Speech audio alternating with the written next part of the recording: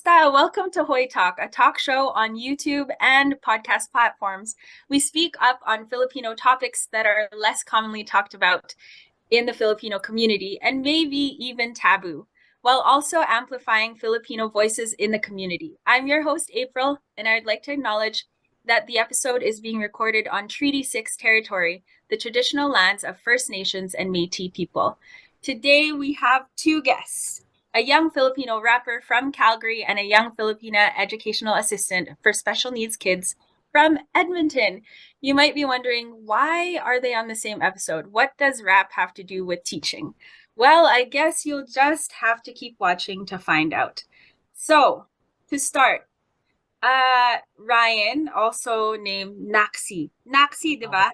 Yung ba Yes how po. to pronounce? Opo, Naxi. opo. Naxi Alam po. mo kasi pinanood ko yung ano mo, your vlogs. I watched your vlogs. That's Mm. why I know that it's called Naxi, which is so fun. Like your vlogs are so fun. I love them. Thank you po. They're so funny. So tama ako, Naxi, di ba? Opo, Naxi po. Okay. Saan mo nakuha yung pangalan na yun? Naxi po, basically kinuha ko lang po siya sa surname ko. Kasi po yung apelido po is Nakar, N-A-C. Tapos tinagdag ko lang ng Z. Yan po. Pero actually po sa ano po yan, sa father ko. Kasi po yung father ko, nung mga young age niya, naglalaro po siya ng Dota. Oh, ano yun? Dota is Warcraft po. Sa computer Oh, shop. okay. Then nung bata po ako, lagi po ako sumasama sa kanya sa computer shop and nakikita ko po yung IGN niya, which is yung in-game name niya is Nax. N-A-C-Z. Then yun din po yung tawag ng mga tropa niya sa kanya. So yun. Yun na po yung ano. That's interesting. So, like, paano kang naging involved sa hip-hop or rapping? Like, sa Pilipinas pa lang or when you moved to Canada, saka ka nag-umpisa? And also, more on that, gaano katagal ka na dito sa Canada? Nainganyo po ako sa hip-hop. Noon po hindi po talaga ako rapper. Dancer po talaga ako sa Pinas. Back then, hip-hop dancer po ako sa Pinas. Mga ilang taon din po ako sumasayaw. And then nung mga 2017, 2018 po, nahook po ako sa music. Nung umano na yung sila Flo G, mga yan. Buwan-una po nagsulat-sulat ng mga kanta. Pero hindi pa po ako nagre-record noon, hanggang sulat-sulat lang po ako. Yun po. Tapos, dito po sa Canada, dumating po ako dito like 2019, September. So bago ka pa lang, Kaya no? bago. Nagland po ako sa Manitoba talaga. From Manitoba, nag-move kayo? Nag-move po kami ni Papa. Papunta dito sa Alberta. So kayo lang ng daddy mo? Last year May po. Nagka-move lang po namin dito. 2022. So mas gusto mo Calgary or Ottawa? Okay na po ako dito. Calgary. Mas okay? Opo, mas okay po dito. Manitoba po. Manitoba po. Sa Winnipeg. Winnipeg. Maraming Pilipino dun. Opo. There's lots of Filipinos. And so, ano yung sa'yo, like, bigla mong naisip, biglang magre-record ako. Sino nag-push sa'yo or naisipan mo lang? Matagal na po ako nagsusulat, pero nung nandito na po ako sa Canada, parang naisip ko, sumasahod na rin ako may work na rin po ako. Pati ako bumili ng gamit ko pang record. Ganun. And ang dami ko pong sulat. Sabi ko, pag-aralan ko kung paano ko siya i-record. Ayun, tuloy-tuloy na po siya hanggang sa ngayon. May isang araw lang dun na parang malungkot ako eh. Tapos parang sinulat ko lang yung buong araw ko. Like, yung ginagawa ko nung araw na yun. So, yun ba yung alam nyo yan, man? Or iba? Iba po yun. May mga una-una pa tracks na tungkol sa ano. Pero dinilit ko na po yun. Medyo ano po yun. Bakit mo dinilit? Ano po ako masyadong malungkot. Tungkol na sa buhay. So, ayaw mo masyadong malungkot. So, feeling mo Oo. yung mga tracks mo ngayon medyo Medyo ano na. hopeful. Opo, ganun. Pero puro inspirational po ako nun sa SoundCloud ko lang po na ano, ina-upload, hindi po sa YouTube. So, kailan yung una mo sa YouTube? Alin yun? Nauna ko po sa YouTube is yung, alam niyo yun, hindi, yung Kamusta po yun eh. Kamusta. Oh, Then, tungkol po yun dun sa ano, sa, sa ex ko. hala. Oo, tungkol po Hala. yun dun sa ex ko na yung, hindi, kwento na naman. Ba't namumula ka? Nininervous po ako. Tapos yun, nasundan na po nung alam niyo yun, men, Mhm. na track ko. Okay. So your second one was Alam Niyo Yan Man, and the first one was Kamusta, which was about your ex. Oo, yun. Mga 20, ano ko nausulat yun eh, 2019. Okay. Malipat naman tayo kay Cheska.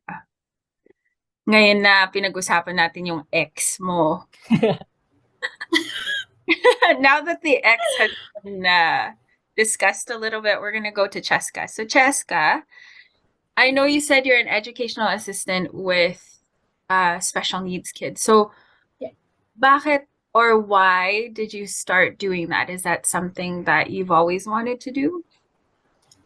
To be honest, no. It wasn't my plan A when I was like going to university.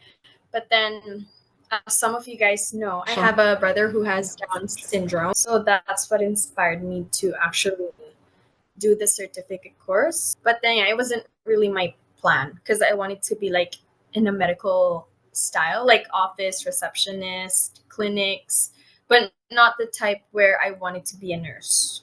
No. Oh, so not the typical way into medical, but you wanted to be kind of in it. In it, you know those clerk Right. unit clerk? Yeah. Yeah.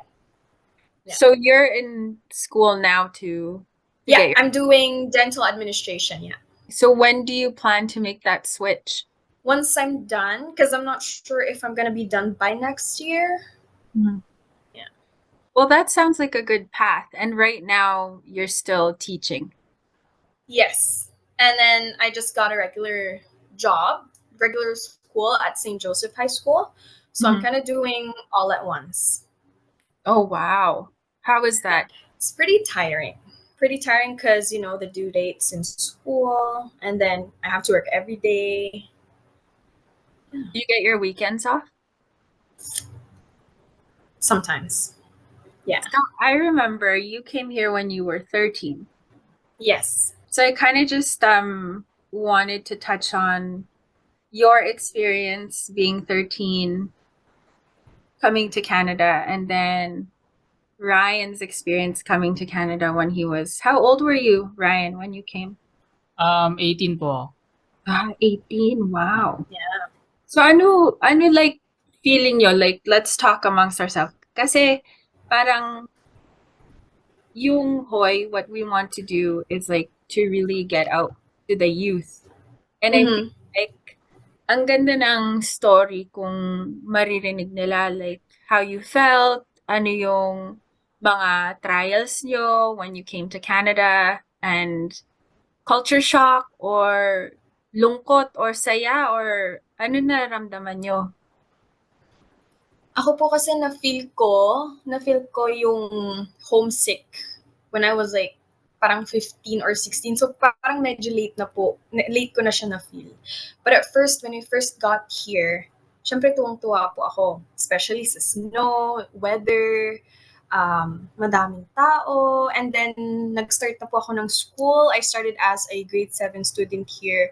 Medyo na-shock ako kasi syempre po, di ba, nasanay ako na nasa classroom ako, puro Filipino lang.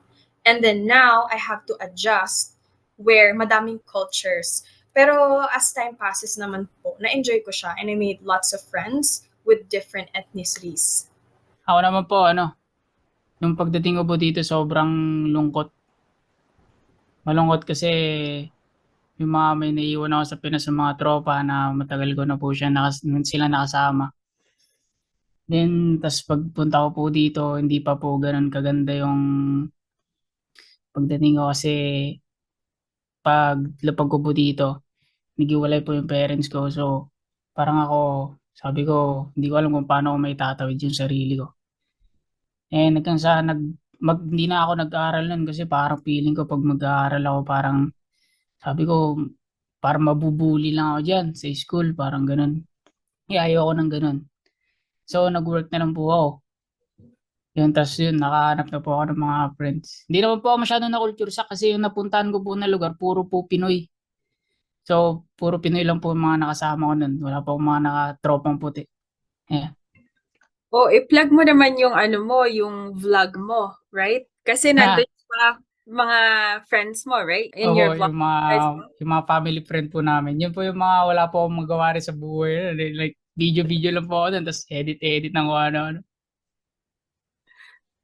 So, pero ano, Ryan, yung na-expose ka naman sa like culture ng Edmonton, or do you find na parang umiiwas ka? Hindi naman po ako sa umiiwas. Sadyang ano lang po kasi, puro Pinoy lang po talaga rin yung circle ko eh. Pero pag may ano naman po puti, makikipag-uusap naman po ako. Eh, kahit English Carabao po ako na naiintindihan ko, tumatango-tango na lang din po sila. Eh, sinasabi ko pag nakikipag-usap ako, my English is that good, brother. Ano na lang po ako, naiintindihan. Well, it's go good, all good.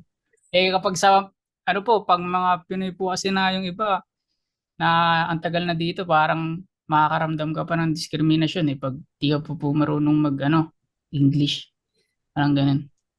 So, feeling mo nadi-discriminate ka ng kapwa mo Pinoy, or Opo, the discrimination mas like it's worse pag Pinoy, or pareho? para sa akin po, ano eh, mas lamang po yung Pinoy. Para sa, ano ko pa, sa naranasan ko. Kasi, naranasan ko po yun nung nasa Nipawa po ako eh. Like, yung pinanggalingan ko.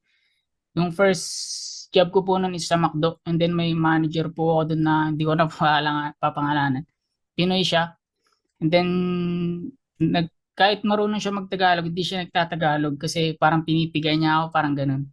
Tapos nung hindi ko nga po alam mag-English, parang ano niya ako, parang hindi niya ako masyadong kinakausap, ganun.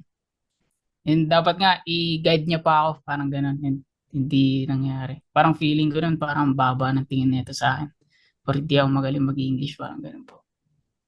Ang hirap noon, no? Like, ano naramdaman mo noon nung nangyari sa'yo yun? Ang bigat po sa pakiramdam nun. Like sabi ko, hindi ko kailangang ano, hindi ko yun naisip na pagpupursige ako matuto mag-English para ganun. Nagpakatotoo lang po ako sa sarili ko. Like, ito ako eh. Hindi mo, ano, kung mag-English man ako, mag-English ako pero hindi yung puro English na ano.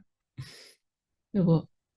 So, nag-aaral ka mag-Ingles o parang natututo ka lang? Opo, parang natututo po ako kasi sa work ko rin po, may mga nagtatanong na mga customer, mga ganun. Eh, kahit pa paano po, medyo na aral ko na din po makipag-usap. Kasi ilang taong ka na dito? 18, so 22 ka na? Opo, like 4 for years? 4 years po. So, ngayon, after 4 years, sa feeling mo, medyo okay ka na sa Ingles o kinakabahan ka pa rin pag may Kabado pa rin po ako. Lalo pag ganito po mga interview, Hindi, wag kang nervyusin. Puro naman kaming magtatagalog. So, yeah. Interesting yung mga nangyari sa'yo. So, yun nangyari sa'yo na yun, yung naghiwalay parents mo, and then nag-move ka, and then yung parang uh, na-feel mo na mababa yung tingin sa'yo sa work, hindi ka nag-school.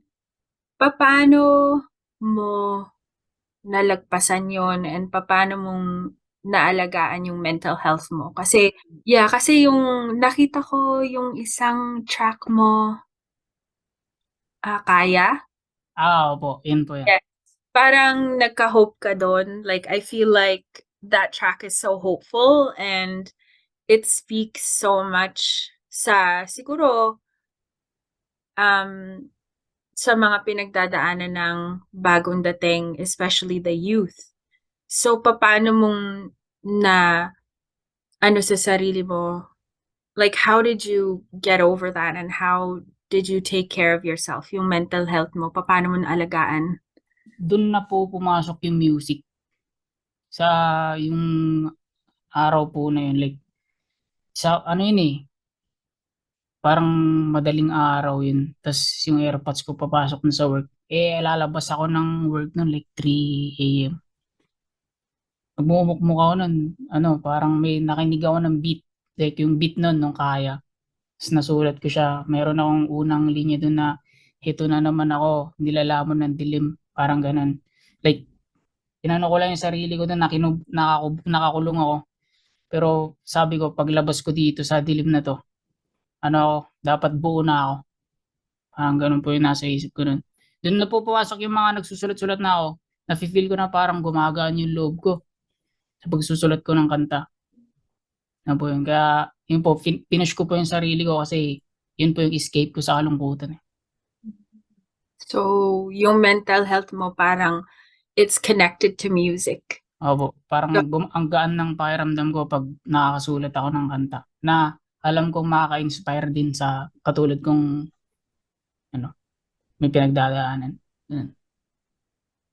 So, ano yung I guess yung parents mo, supportive sila sa choice mo na mag-start ng rapping? Opo, yun po ang kagandahan sa parents ko, supportive po sila parehas sa akin. They sharing my mga tracks ko. Ayun. Tapos yun lang kapag magpo-perform ako, yun lang message nila, "Galingan mo anak." Yun pa lang. All goods na ako. Kaya thank you ma. Pa, love you. That's awesome kasi syempre minsan yung ibang magulang hindi sa supportive lalo sa mga pangarap na like Opo. kagaya nung sa'yo, 'di ba? So, nakakatuwa naman. Good job, mama, papa. Hello. And so sino pa naka-influence sa'yo in terms of yung sa passion mo and sa tracks mo? Sino yung biggest influence mo? Biggest influence po, Glock 9 po talaga eh. Opo, Glock 9 po talaga yung pinapakinggan ko dati hanggang sa pumasok na po yung mga ibang rapper na hanggang ngayon napapakinggan na po. Pero ngayon po nag-explore po ako ng tunog. Like, kinukuha ko lang po yung sarili ko. Kasi mahirap po kasi yung ginagaya mo lang yung mga idol mo. Parang ganun. So parang hinahanap ko po yung sarili kong tunog.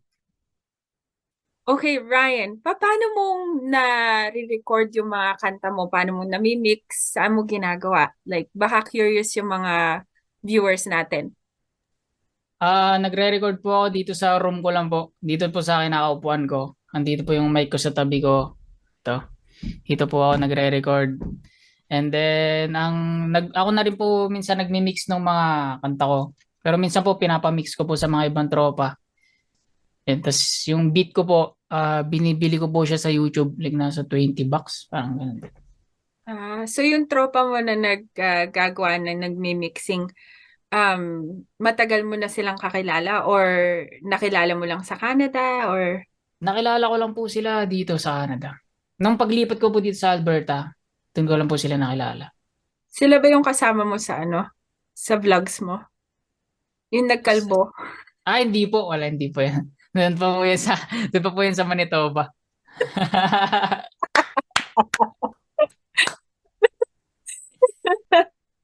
Anong klase yung gear na ginagamit mo?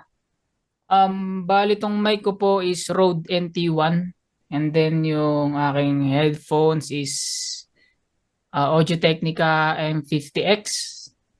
Tapos yung interface ko po is SSL Logic 2 Plus po ata to. Parang ganun, SSL 2 Plus. Tsaka may po ako dito, preamp na regalo sa akin ni Cheska ng nakaraan. Wow! Tapos yung monitor speakers ko po is KRK Classic 5. Yun po yung aking So, ganong katagal, how long did it take you to collect all of your gear? Ganong katagal bago mo nakuha lahat? Tagal po. Actually, may mga gusto pa po akong gear talaga na pinag-iipunan ko. Si Cheska, alam niyo yun, lagi ko sinasabi sa kanya yun na dami kong gusto bilhin. Lalo pag pumupunta po ako sa Longin McQuaid, titiin po ako ng mga gusto ko doon. Sabi ko, bibiliin ko na ba ito ngayon? Pero itong mga to po, like, ay isang taon bago ko po nabuo. Hindi ko po kasi binibili agad-agad lahat. Like, isa-isa lang muna. So, mahal siya. Opo, expensive po. Kasi sa akin, kung kukuha na rin ako, gusto ko yung gusto ko na. Para magagamit ko siya in the long run. So, ano sa tingin mo, like, may mga challenges ba lalo sa Canada yung maging Filipino music artist? Ano yung mga challenges na napagdaanan mo in terms of noong nag-umpisa kang mag-show or mag-ano ng tracks? Nakakuha ka ba ng challenges o puro positive naman? Nung mga una po, puro positive naman po yung nangyayari sa akin sa kabutihang palad po. Wala naman pong negative na nangyari sa music ko. Wala naman pong humadlang sa akin. Tuloy-tuloy lang po talaga.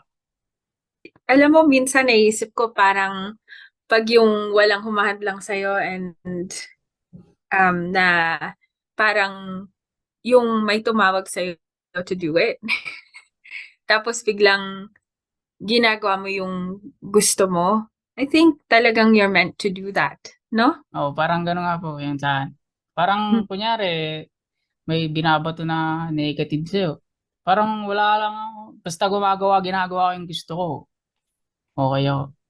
So ano masasabi mo din sa mga, let's say, yung mga youth na bagong dating dito tapos nag-i-struggle sila, yung pinagdadaanan din yung pinagdadaanan mo kasi hindi kakaiba yung storya na yun, like unfortunately and sadly maraming ang pagdating dito yung parents nila yung pala they end up naghihiwalay. So ang hirap nun. Paano Sobra mong po. paano niyong nalagpasan yun? Siguro, hindi naman sa hindi ko siya inisip. Parang, ano ko lang po, pinush ko yung sarili ko para mas maging better na tao. I mean, yung kumbaga, ginamit ko po yung experience na yun para umusad pa. Ganun, parang maging maayos yung buhay ko. Parang ganun po. Kumbaga, yung experience na yun, inisip ko na lang na, hindi ko paparanas sa magiging panganay ko to. Parang ganun po. Parang kapag nagkapamilya ako, hindi magiging ganito. Yun, ginawa ko pa siyang inspirasyon yung nangyari sa akin. Okay. So you made the challenge an inspiration. Yeah. Opo, yeah. Yeah, that makes sense. And so, ngayon, I don't know, kilala niyo ba si Easy Mill or ano ba? Opo, easy meal. Yeah, Easy Meal. Yeah. Yun recently signed with Eminem saka Dr. Dre. Mhm. So, how does that make you guys feel? Yeah, Solid nakaka-proud po po yan bilang Filipino. Siyempre, siya po yata yung first ever artist na Filipino na nakapag-sign with Pure. Eminem and Dr. Dr. Dre. Dre. Is that right? Yeah. Yeah. Pure-blooded. Nakaka-proud. Proud. Nakaka-inspire, ano? Opo. So, sino yung, mo, like, your, siguro, dream collab? Sa local scene po, gusto ko po makakolab Flo G, tsaka Glock 9. Sa international po, hindi ko po alam eh. Pero kung sa international po si Eminem, pero magtatagalog po.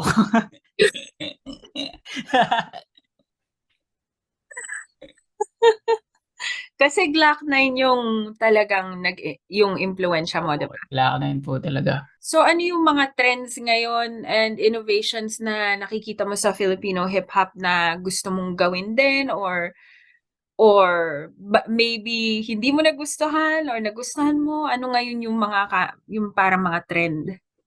Mga trending po na tunog ngayon, like yung melody. May melody. Kahit sarap, may melody na rin po eh. Like para si Have Abby, yung style niya sobrang di pangkaraniwan yun. Siya lang po parang nakagawa nun sa Pilipinas. Like, maganda yung melody ng ano niya. Okay, so dati walang mga melody, ngayon meron na. Opo, parang ganun po eh. Kasi dati puro trap siya eh. Mga rap na dire-diretso, na rat-rat ng ano. Pero ngayon po, parang may bumabali na po yung mga ano eh, rappers ngayon eh. Kaya nakakatuwa din po, ang dami mo pong mapapakinggan na genre ngayon. So, There's one more. alin? They're called Oside Mafia. Sila naman yung nagdala ng UK drill sa Pilipinas. No? Yeah, they're the ones who brought it there. All Wala, gang. huwag kayong mag-aaway sa ano Ah, Ayan, nabuking na kayo. So, let's talk about your relationship. Nax. Why? Ay. Nung makilala kita, iba na agad ang aking nadarama. At sa tuwing kasama kita, nagagalak ang puso ko sa saya. On God, on God. Nung makilala kita, iba na agad ang aking nadarama.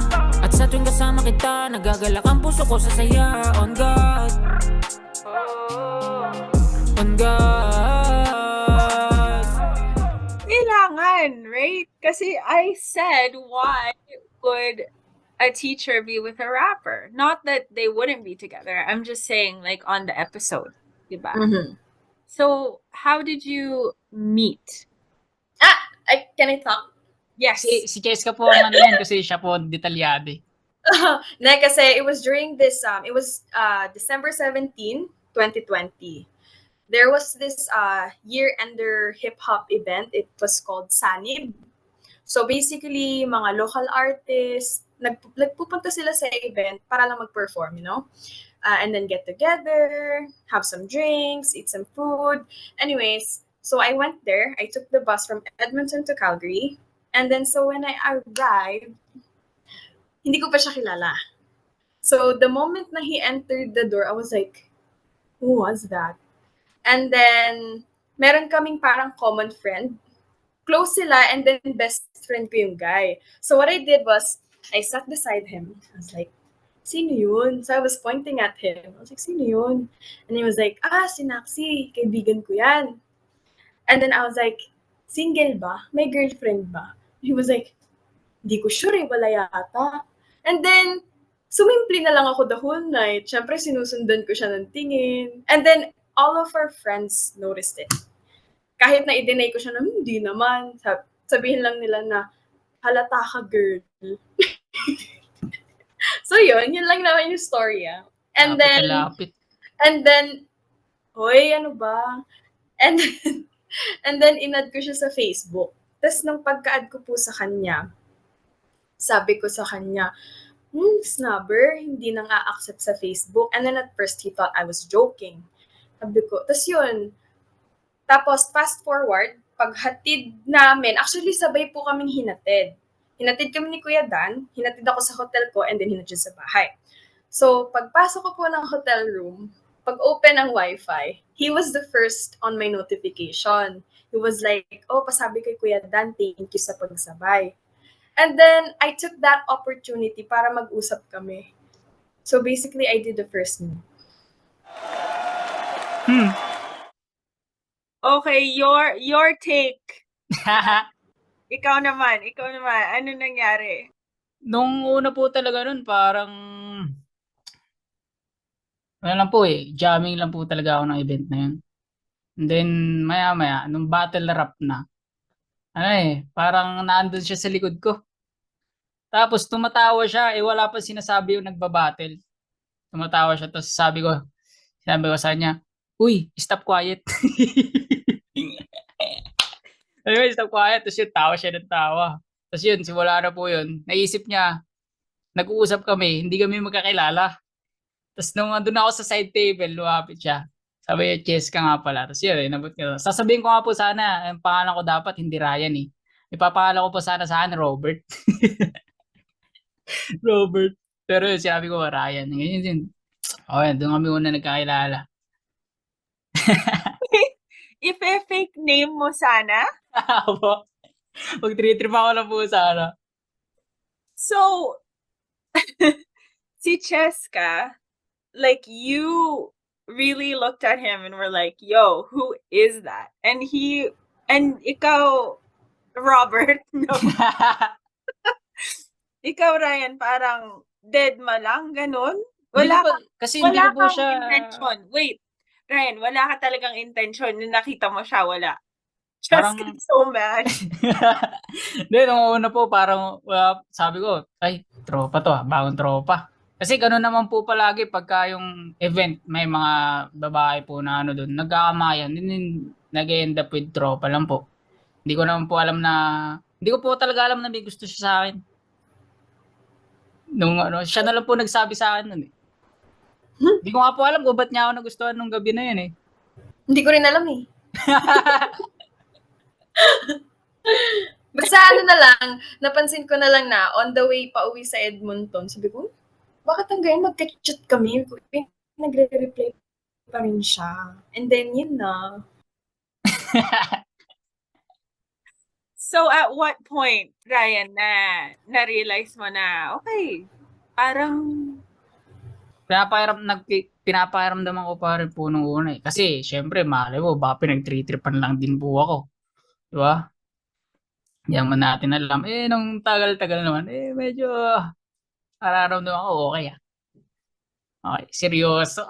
Seryoso ang ate mo. Kasi na po. Tuloy-tuloy na po hanggang ngayon. Mag-anniversary na. Actually, mga sinabi kahapon. so December 17th, so almost 1 year Buwan yun po. in your relationship. So which songs of yours, alam ko yung On God sa kanya, di ba? Pero meron pa One and only. Malupit po yun, yung On God na yun. Nagawa ko po yung On God December 17 ng 2:00 ng hapon before ko siya makilala. Yeah, before I met her, 2:00 po ng hapon, nasulat ko yung hook and then ni-record ko. Pero wala pang verse. And then, the night na nakilala ko siya, like 2 days after ata yun, nasulatan ko na ng verse diretso. Kausap ko siya noon habang sinusulat ko yung verse. Yun. ano sample? What's the verse? Ano nga ba yung verse ko dun? Nalimutan ko yung verse ko dun ah. Ay, ito. Yung para ano, iyong binago pag-iisip ko, lalawang buo kong pagkatao. Dating hindi ko ginagawa ko na, di na puro pareklamo. Ayan, yun yung una kong rhyme doon. Parang sabi ko pa, salamat at natitiis mo ko kahit pa nang matigas sa aking ulo. Pangako sa iyo, ikaw lang laman ng aking puso. Yeah, hanggang dulo. Ha? 2 days after you met. Opo, nasulat ko po yung verse. Si Cheska, pero parang, like, okay, so On God was about Cheska. Meron pa bang iba? Or that's the only one na talagang siya yung iniisip mo? Meron pa pong isa, ilalabas ko sa February, na tungkol sa kanya din. Oh, okay. Ang title nun, Love Me. Abangan nyo yun. February, anniversary ng On God, lalabas ko yun. Okay, guys, you better be watching out. So si Naxi will have another single, Love Me. Opo, sa February. Awesome. So, how are you finding, kasi baka marami ding nakakaranas noon na long distance, di ba? Mhm. Yes. Yes. How is that? Paano yung na-navigate yun? Paano yung nagagawa na long distance? Ano lang, communication is the key. Yan po yun. Communicate kayo parehas. And saka ako, I also believe na kapag gusto naman ng dalawang tao, mag-workout naman po. It has to be two-sided, not one-sided. Ayan. Yeah, that's true. And then, I guess, for me, ewan ko ha kung ganito, but, and again, like, I'm not your age, so, like, you're much younger, pero, kung boyfriend ko is like a rapper, tapos nagpo-perform and everything, is there times na there's insecurities or like may malapit na iba kay Naxi na, namumula na. Namumula. Okay, so I think I hit a nerve or something. This is a good question. Okay, so yun, like, he performs and meron ibang pumapaligid or nandoon ka ba sa lahat ng performances niya or minsan wala ka, so may narinig ka or what? Like, how do you face that?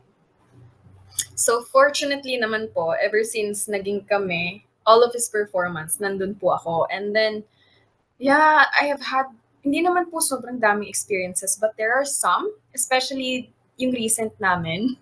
Nagkakwento po siya sa akin na while the other artists were performing, ako ka po kasi nasa kabilang side ako kasi I had to take videos. So siya nasa kabilang side. And then meron daw girl na parang halos katabi niya na daw. And then paglingon niya, nakatitig sa kanya. And then I think it wasn't just one time. It was ilang beses yun? Second, third, three times niyang nakita na every time nalilingon siya, yung girl parang biglang titingin sa iba. Like, nahuhuli siya ng tingin. Something like that. Hoy, magsalita ka dyan, Naxi. Namumula siya eh. Wala naman.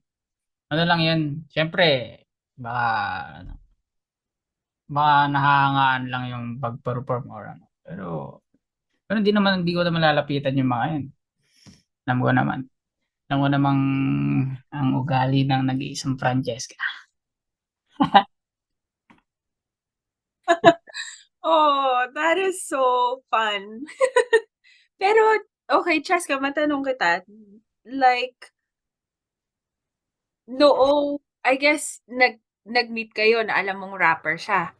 May influence yun. Like, did you think that he was so attractive because he was a rapper? And also, if you think about it, music has been a part of your life since you were young. Kasi your dad is he's a rock. What would you say his genre is? Like Rock metal. Rock metal, yeah. Rock metal, yeah. Mhm. Attractive. Actually, hindi like the fact na hindi ko pa po siya kilala nung nag-meet kami that night. Hindi ko siya masasabi na na-attract ako sa kanya kasi rapper siya. Parang gano'n. Na-attract lang ako sa kanya, parang gano'n. And then, yeah. Oh, Pero yan, ano ko naman iniready ko naman yung sarili ko sa mga pwedeng mangyari. Siyempre, mga girls, hindi naman mawawala yan. Inaasa ko na lang sa kanya yung mga magiging actions niya. Yeah. So, growing up, matanong ko, your dad, si Kuya, did your mom feel the same way because he's a performer? I don't think so. I don't know. I'm not sure. I don't know. It's your dad, so you're like, maybe not. Maybe not. Pero do you think, have you seen any of her dad's performances and has your parents seen any of his performances? Yung parents ko wala pa po kasi first of all, hindi sila fan ng mga hip-hop. So, hindi talaga sila pupunta. Pero I'm sure na napapanood po nila yung mga videos ko sa Facebook. pero gusto ko rin po mapanood mag-perform si Tito eh. Lupit yun. Dapat pala next time, Kuya, Queenwell, you're next.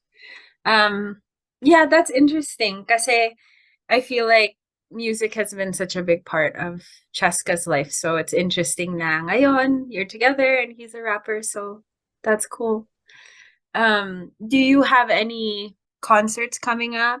Sa ngayon wala pa po eh. Tulad nga po ng sabi ni Jessica kanina, baka po February pa po or mga March, ganyan yung ano. Kasi nagbabawi pa po ng ang gawa ng marami pong event this year eh. Sunod-sunod po. So, ito po natin. And see. Follow nyo na lang po yung Blackstar Production. Doon nyo po makikita yung mga updates kung may events. Nice. So itong Black Star Production, let's talk about that. Is that your guys' production company or who's a part of it? I'd say it is a company. It's headed by Kuya LJ. So ako, lang po ako, isa po ako sa mga ticket sellers and then meron silang, I believe, partnering up with some of the production teams sa US. So right now, baguhan pa lang eh. Actually, yung recent event namin, which was Al James, yun po yung first ever event na talagang Blackstar po yung humawa.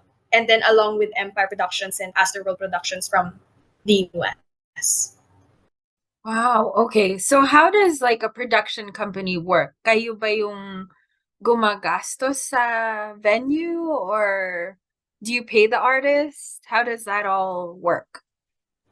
In terms of financial po, yung bayaran or something, venue, artist, wala po akong alam dun eh. I just promote social media and then sell tickets. And then that's it. Yung other business po within the production, wala na po akong alam dun. Okay. So within your relationship, may humadlang ba or supportive naman lahat ng parents and, siblings, aunts? Right. Thank God, fortunately, both sides po okay naman. Open po ako sa kanila, open din naman siya dito. Actually, mas anak na nga nila yan kesa sa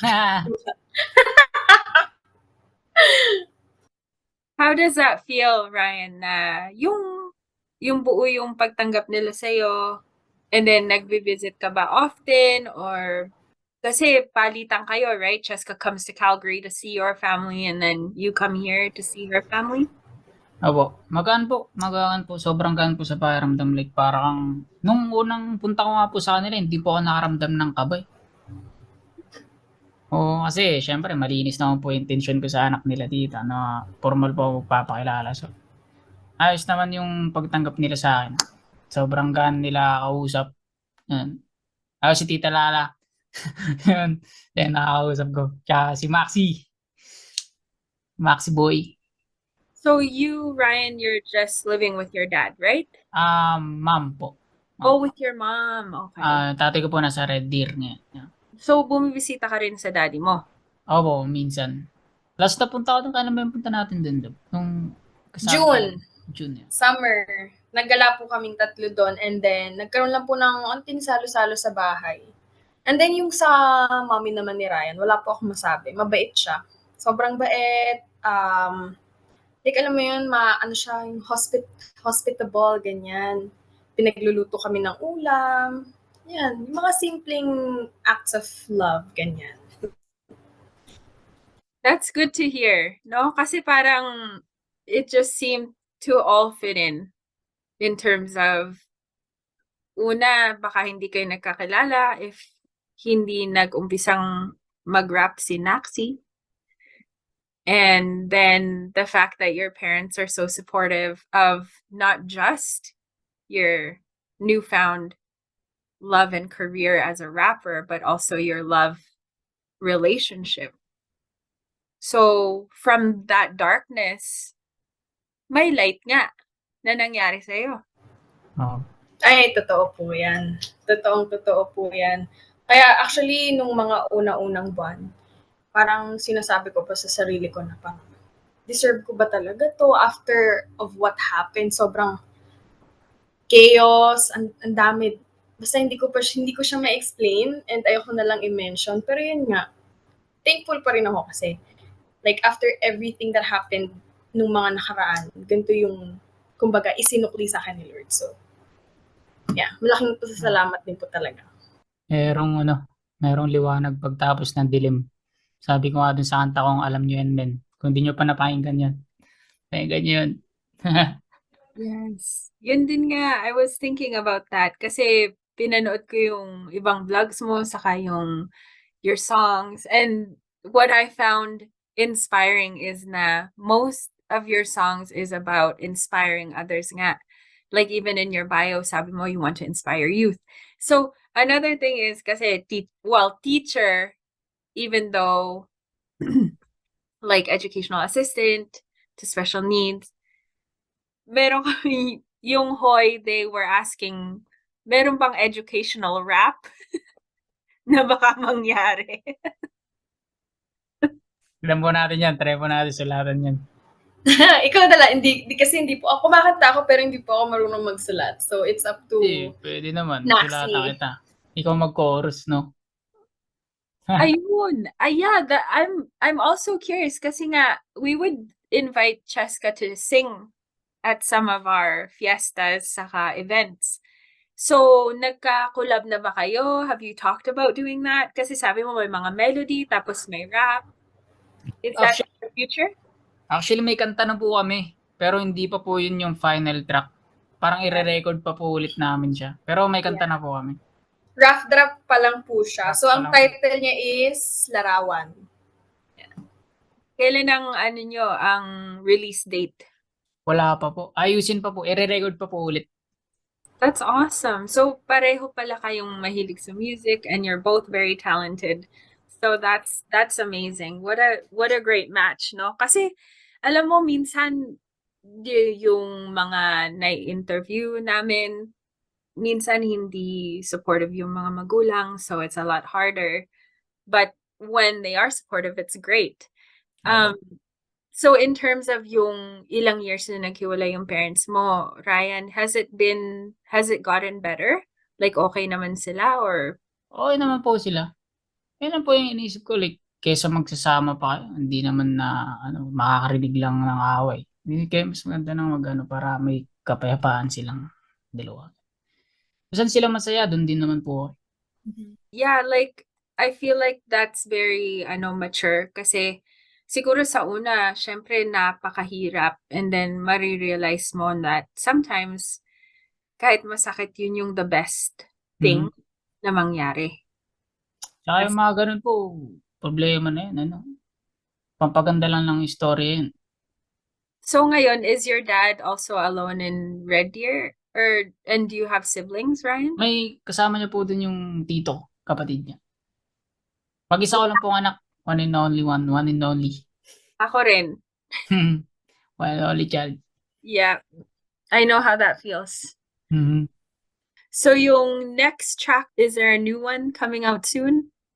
May may para palabas po sa December katapusan. Oh. Yeah.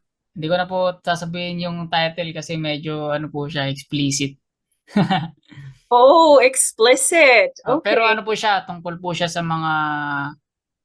mga dating kanya nakasama mo na parang walang bilib sa'yo. Like, umangat ka lang, yabang mo, parang ganun. Mhm. Like, yung mga hindi nagtitiwala sa'yo dati, na ngayon may napapala ka na, lumalapit sila sa'yo. Tapos pag di mo sila papansinin is parang ida-down ka pa nila. Yun yung purpose ng kantang yun.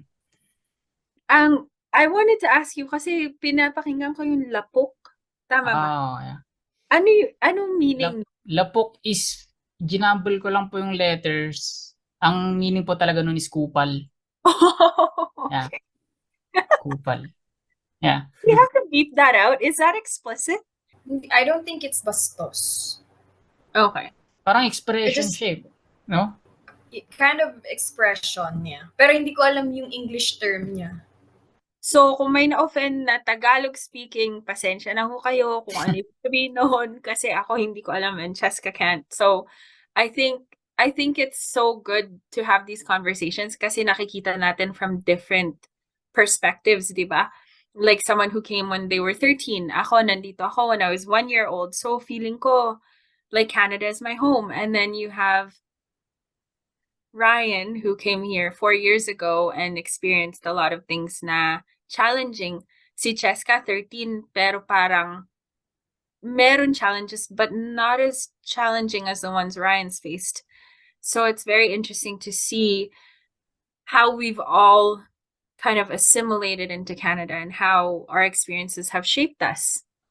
So sa inyong dalawa, like, kind of in closing, ano yung mga payo nyo or lessons or life lessons that you can kind of tell our viewers who, let's say, are like Ryan that just came here, or like you, Cheska, you came when you were 13. So is there any like tidbits of advice or kind of things that's inspired you or things that have kept you going while you went through those challenges coming from the Philippines to Canada? For me, siguro, I'll keep it simple. Just do you. Kung ano yung gusto mong marating sa buhay, especially na nandito ka sa Canada, keep going, keep pushing. Huwag mo nga hayaan na parang hilahin ka ng ibang tao. Yun lang, ganun lang. Ako naman, hanapin mo lang palagi kung saan ka magaling. Tsaka lagi kang huwag kang matakot sumubok. Kaya nga sabi nila, take a risk or lose a chance. Subok lang ng subok. Kaya tsaka mangarap ka lang ng mangarap. Libre lang naman eh. Sana wag mangarap pag may bayad na. I like that. Ano sabi mo? Take a risk or lose a chance. Oo. I really like that. Si sabi mo, hindi ka marunong mag-English. Ano kaya yun? Di ba, naano ko lang po yun. Nabasa ko lang din po yun. Kanina. Natatarad pa siya kanina. Sabi ko, kailangan Taglish siya. Sabi niyo, Oo, naniwala ka na. Wala yun. Para lang tayo nagkwentuhan. Actually, also, I am Cheska's aunt.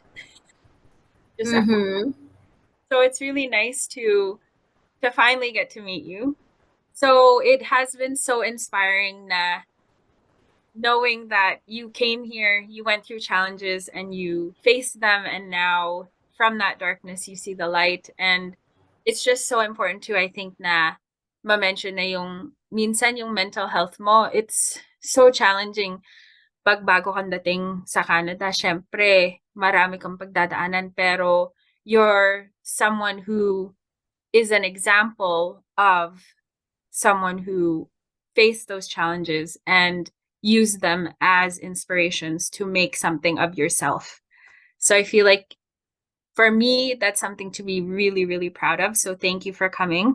And Cheska, I'm just like, it's so great that first, I feel like your brother inspired you to do your EA work, and that you're working with these special children, and then learning more about how to help your brother, but at the same time working hard and hustling to also reach the dreams that you had for yourself, like being in a medical setting, not a nurse, okay, but in a medical setting, which is which is awesome. And I think watching you grow up from that shy 13-year-old to someone who's now, doing like your career, and then also going to school at the same time, and doing all these things for Naxi's his career, and being so supportive. It's awesome to watch.